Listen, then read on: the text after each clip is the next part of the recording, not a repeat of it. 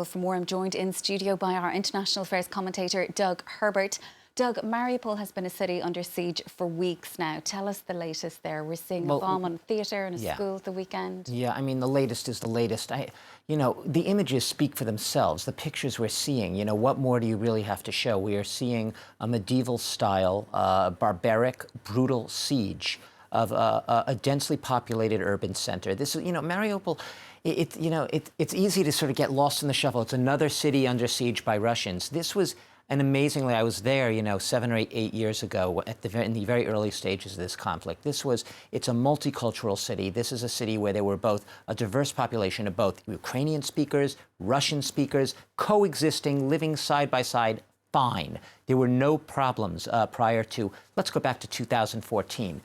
There were Greeks, there were Armenians, it was a mosaic of different ethnicities and nationalities. And now it's just become synonymous, if you will, emblematic of this absolute barbaric siege. And the risk we're seeing here is we've seen this before. We've seen this. It's the blueprint. It is a Vladimir Putin blueprint when Russia intervenes, whether it's on its own behalf or the behalf of another dictatorial leader such as Bashar Assad. We've seen this in Aleppo. We've seen this in Grozny in 2 separate wars, one of which wasn't under Putin. It was prior to Putin. But literally a razing of a city, an annihilation, an all-out annihilation of a city with absolutely no concern for what stands in the way, i.e. human lives and civilian infrastructure. And what makes it perhaps even more appalling, this feels like an editorial, except I'm not editorializing. I wish I were. This is all actually a factual. The city is being razed, and you have a situation in which the civilians on the ground are trapped, and you have the hypocrisy, the cynicism of a Russian government saying, we want to offer to open up humanitarian corridors to get 200,000 civilians out. People who have not been running low on water, gas, electricity, and medicines, in most cases don't have anything left, are literally, you've had, there have been reports, dogs are eating corpses that are lying in the streets. You have people literally trying to get drainage water, from streams, going around looking for little streams around town. The problem with that is the streams are now contaminated because corpses are in the streams. I mean, you can't overstate how absolutely atrocious this situation is. And at the same time, we're going to be in a situation where here I am, we're all talking about it today. Let's go on a few more weeks. We stopped talking about Aleppo after a while. We stopped talking about Grozny. It fell off the radar. It becomes war fatigue. The images almost become so brutal and so catastrophic that people have no more appetite for them. On the French news already, in some cases, Mariupol is already going down to 10, 15 minutes into the news bulletin.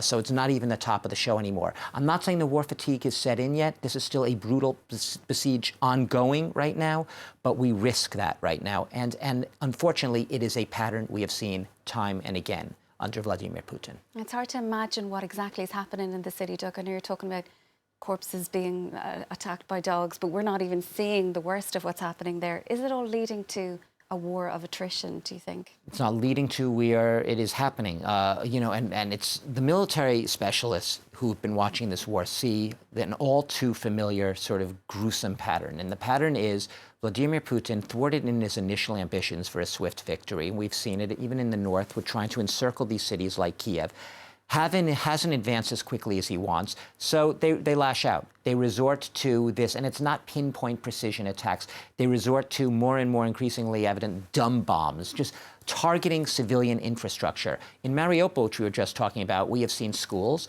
we have seen a maternity ward, we have seen residential houses, we have seen theaters, we have seen now reports of an art school with hundreds of people sheltering below it being bombed.